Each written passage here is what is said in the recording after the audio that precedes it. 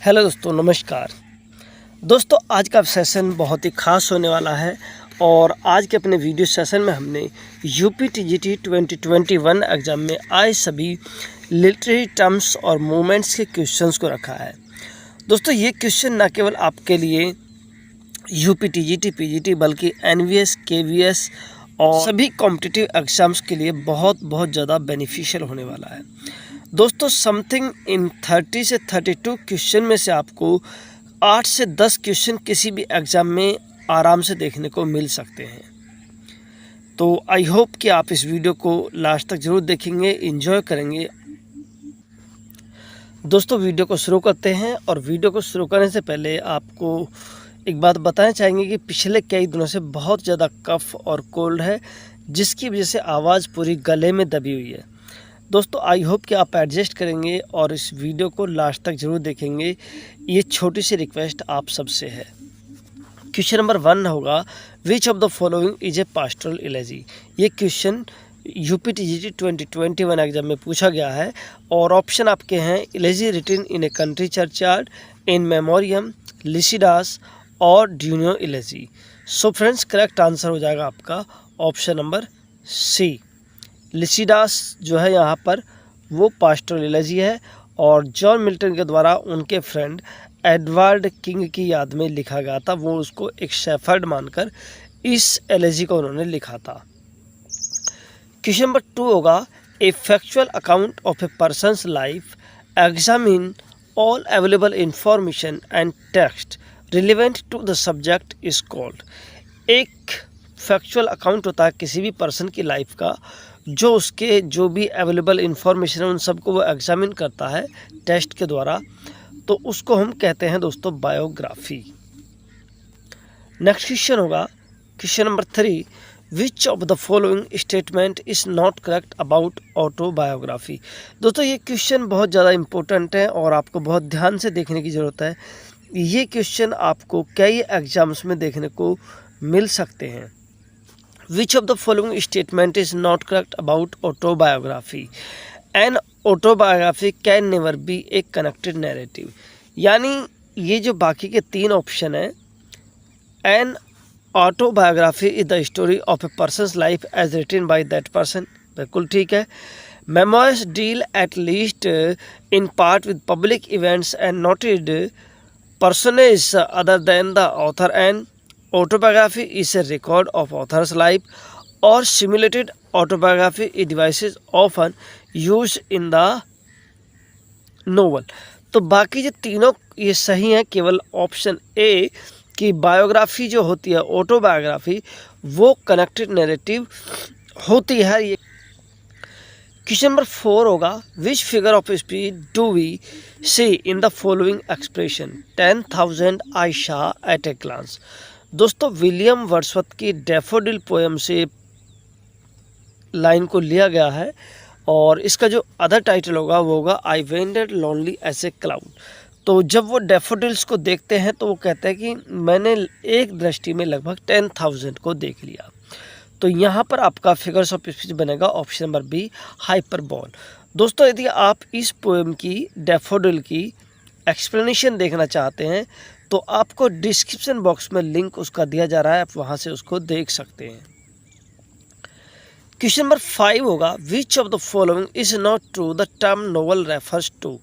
देखिए, निम्नलिखित में से नोवेल को कौन सा टर्म रेफर नहीं करता है। Number 1 prose fiction, number 2 a prose narrative having characteristics and plots, a treatise on current social problem और a literary form is derived from the Italian novella. तो ये भी ठीक है, प्रोज फिक्शन ये भी ठीक है और prose narrative having characters and plot ये भी ठीक है। तो फ्रेंड्स, केवल ट्रेटाइस वाला जो है ये सही नहीं होगा। क्वेश्चन नंबर 6 होगा, 7 line iambic pentameter stanza rhyming ABA BB CC is called heroic couplet, tercet, rhyme royal और टैरजा रिमा। करेक्ट आंसर हो जाएगा rhyme royal. Question number 7, the borders comes under the category of. देखिए, William Wordsworth का ये play है border और उनका एकमात्र प्ले है और इसको दोस्तों वर्स कैटेगरी के अंतर्गत रखा गया है। इसको कई बार आपको लिटरेरी मूवमेंट्स के अंतर्गत तो कभी वर्ड्सवर्थ के वर्क के रूप में इसको पूछा गया और कई बार 3 से 4 वर्ष से क्वेश्चन लगातार पूछा जा रहा है। तो अदर एग्जाम्स में भी ये क्वेश्चन आने की बहुत ज़्यादा संभावना है, इसको आप बहुत ध्यान से देखिए। क्वेश्चन नंबर 8 होगा, any short composition in prose that undertakes to discuss a matter, express a point of view, persuades us to accept a thesis on any object, subject or simply entertain। तो इसको हम क्या कहेंगे दोस्तों? एक short composition होता है pros का, जिसको एक मैटर के अंडरटेक में डिस्कस किया जाता है, एक्सप्रेस करता है पॉइंट को, व्यू को, परसुएड करता है, तो वो थीसिस को भी एक्सेप्ट करता है ऑन एनी सब्जेक्ट। तो friends, it is simply called essay। Question number 9, some statement have been given here for tragedy, find out correct statement. तो ट्रेडी के विषय में कुछ स्टेटमेंट आपको दिए गए हैं और सही स्टेटमेंट को आपको फाइंड करना है।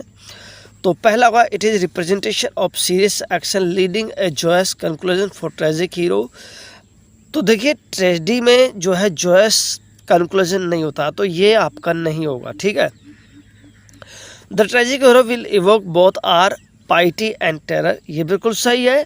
देखिए, आप फिल्म भी देखते हैं, सीरियल्स भी देखते हैं, अगर जो हीरो है वो विलन बन गया है लेकिन उसके साथ में कुछ ऐसा घटना घटेगी जिससे आपको जो उसके प्रति पिटी आ जाती है, तो वो बिल्कुल हमारे पिटी और टेरर दोनों को जो है इवोक करता है। The hamartia becomes the reason of his demise और the anagnorisis in the tragedy is reversal in his fortune from the happiness to disaster.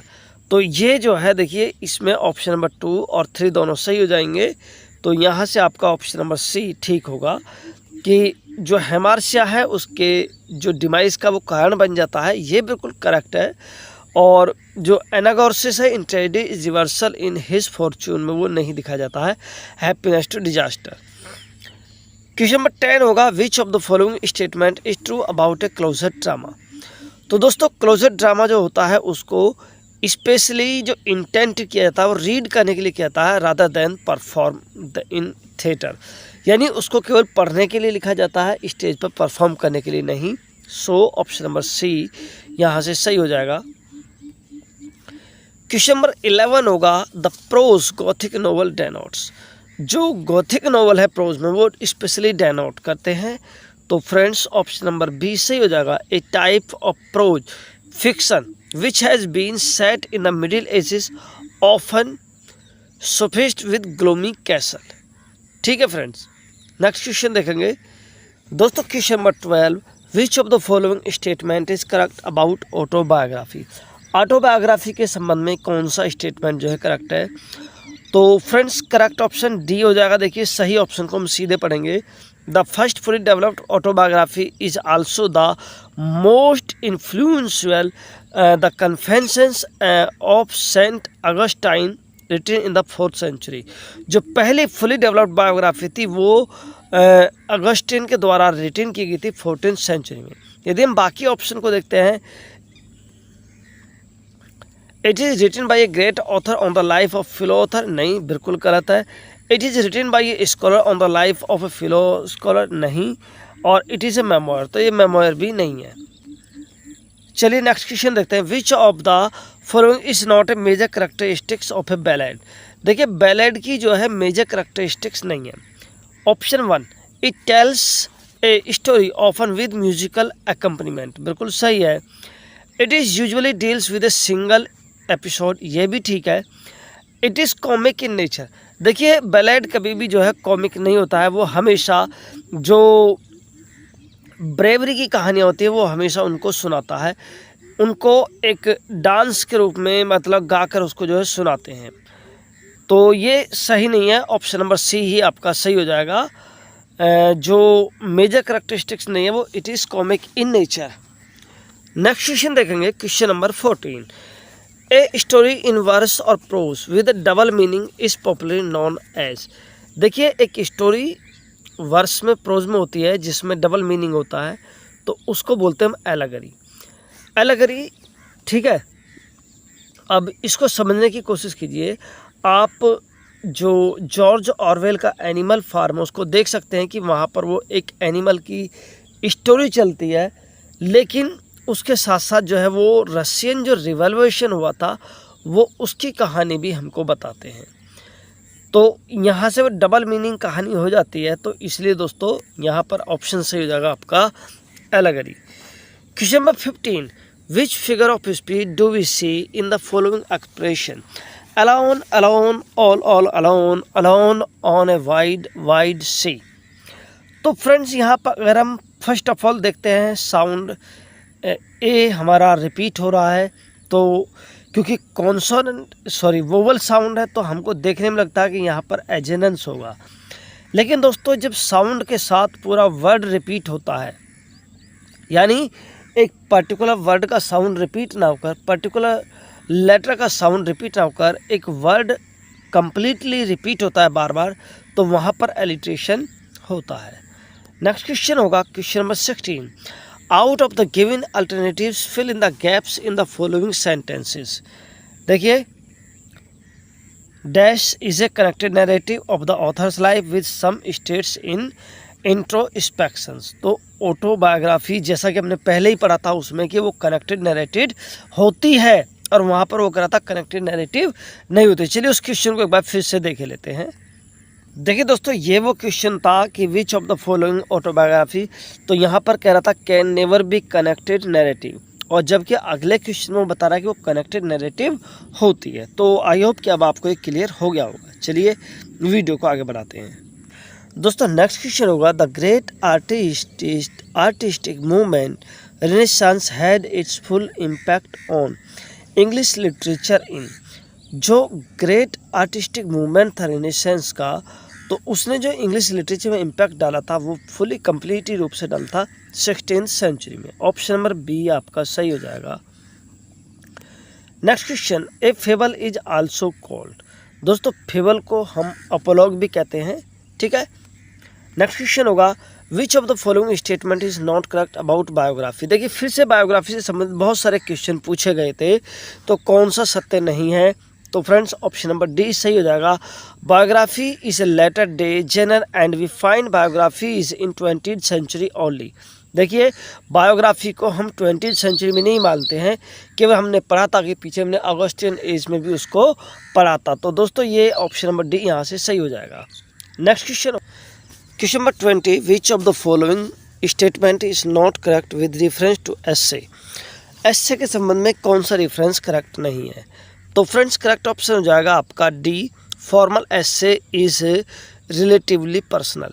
कि फॉर्मल एस्से जो होते हैं वो रिलेटिवली पर्सनल एस्से नहीं होते हैं, तो ये सही नहीं है। कि जबकि फॉर्मल एस्से जो है पर्सनली रिलेटिवली वो जो है होते हैं।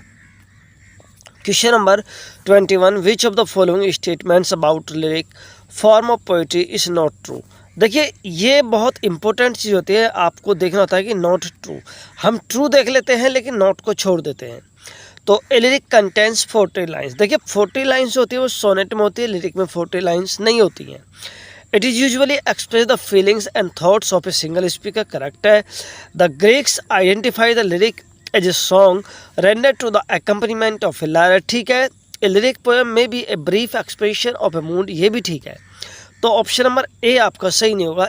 ए lyric contains 14 lines. Question number 22, the term carpe diem means. तो कार्पे डाइम मीन्स होता है दोस्तों seize of the day. Next question होगा, शेक्सपियर प्ले लव्स लेवल Lost is a good example of. Shakespeare का प्ले लव्स लेवल Lost एक good example होगा कॉमेडी ऑफ मैनर्स का। हालांकि इसको कुछ रोमांटिक कॉमेडी भी मानते हैं, और जबकि दोस्तों वैसे इसको हम रोमांटिक फॉल्स के नाम से भी जानते हैं, लेकिन जो इसका एक्चुअल जो सही ऑप्शन हो जाएगा वो जाएगा comedy of manners. Question number 24, who among the following writers is known for his epigrammatic prose style. देखिए कौन सा राइटर अपने एपिग्रामेटिक प्रोज स्टाइल के लिए जाना जाता है? तो आंसर होगा Francis Bacon. Question number 25, as a dramatist John Galsworthy belongs to the. As a dramatist John Galsworthy belong करते थे realist tradition of the Jones and Pinero के रीजन से। Among the following which is not example of pastoral elegy. देखिए pastoral इलेजी का कौन सा example नहीं है। एस्ट्रोफॉल है, लिसिडस है, थायरेसिस है। इलेजी रिटिन इन ए कंट्री चर्चार्ड एक कॉमन इलेजी है जो वो एक जनरली जो विलेजर्स होते हैं उनके जो मिसफॉर्चून होता है उस पर वो विलाप करते हैं। तो वो अपने किसी खास रिलेटिव की या नियर डियर की उस पर डेथ पर शौक नहीं प्रकट करते हैं थॉमस ग्रे यहाँ पर। तो इसलिए ऑप्शन नंबर डी सही हो जाएगा। क्वेश्चन नंबर 27 हो जाएगा। Which figure of speech do we see in the following expression he was a good teacher but a poor student. तो दोस्तों जाहिर सी बात है गुड टीचर है लेकिन पुअर स्टूडेंट है, तो विरोधाभास दिखाया जा रहा है, तो एंटीथेसिस यहाँ पर हो जाएगा। Question number 28 which of the following statement is correct about memoir. Memoir के विषय में कौन सा कथन सही है। तो friends in memoir the emphasise is not on the author's developing self but on the people and the event that the author has known. तो ये करेक्ट हो जाएगा। तो फ्रेंड्स ये 28 क्वेश्चन थे। ये 28 क्वेश्चन आई होप कि आपको पसंद आए होंगे। तो दोस्तों वीडियो को लाइक करें, अपने दोस्तों के साथ में शेयर करें। नई वीडियो मिलेंगे नए कंटेंट के साथ। नमस्कार।